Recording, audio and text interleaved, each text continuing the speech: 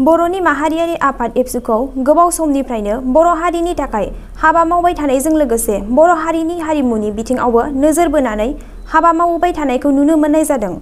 बेबायदिनो कुसुगाव दख'रा एबसुआ हारिमु मावबादा हाबाफारि लादों आरो बे हाबाफारिया थुंगेबाय।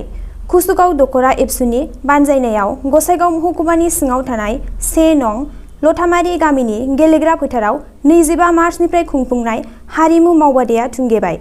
मख'जाथावदि कुसुगाव दख'रा दुलाराय बर' फरायसा आफादा हारिमु बिथिंखौ नोजोर होनानै जोंनि गाननाय जोमनाय, दानाय लुनाय आरो हारिमुआरि मोसानायखौ गोख्रोंसिन खालामनो थाखाय लथामारि गामियाव 7 साननि हाबाफारि लानानै गाजा गोमजायै हारिमु मावबादाखौ खुंफुङो।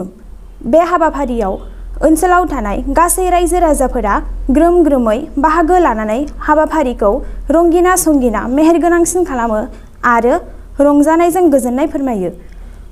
बे हाबाफारियावनो बाहागो लानानै कुसुगाव दख'रा दुलाराय बर' फरायसा आफादनि गाहाय नेहाथारि रिंखां दैमारिआ जोंनि खौरांगिरिनि सिगाङाव मा फोरमायदों फै जों आबुङै मिथिनानै लानि। गिबियावनो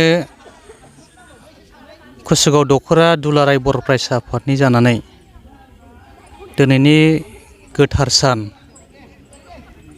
31 मार्च बड'फा उपेन्द्रनाथ ब्रह्मनि जोनोम साननि गाहाम हामलायनाय जासिहरबाय।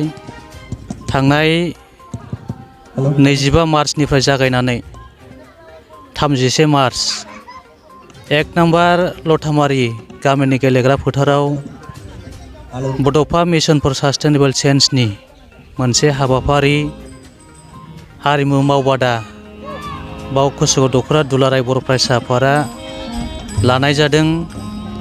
दुलाराय बर' फरायसा आफादनि बिथोन बायदियै आरो बड'फा उपेन्द्रनाथ ब्रह्मनि जे सिमां बर' हारिखौ गेरेमसा हारि खालामनाय, बड'फा उपेन्द्रनाथ ब्रह्मनि सिमां बर' हारिखौ जे गेरेमसा हारि दानाय, मास्टारिस दानाय, बे बिथिंखौ नायनानै दुलाराय बर' फरायसा आफादा जों बर' हारिया मोनफ्रोमबो बिथिङाव रोंखा राखा जों जानांगोन बेखौ मोनदांथिनो हादों। दिनैनि जुगा मोनसे कम्पिटिसन जुग, जे जों जे हारिया जे ट्रेडिशनेल डान्स मोसानाय बेयो मोनसे जोंनि हारिनिफ्राय गोमालांनो नागिरदों।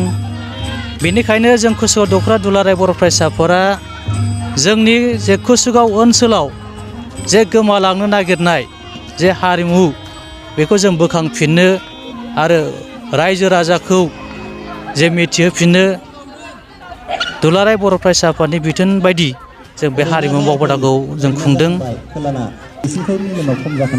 दिनै जे कुसुगाव ओनसोलाव हारिमु बिथिङाव गोबां गोग्लैसोनाय बिदि बुंब्लाबो बांद्राय बुंनाय जानाय नङा आं सानो।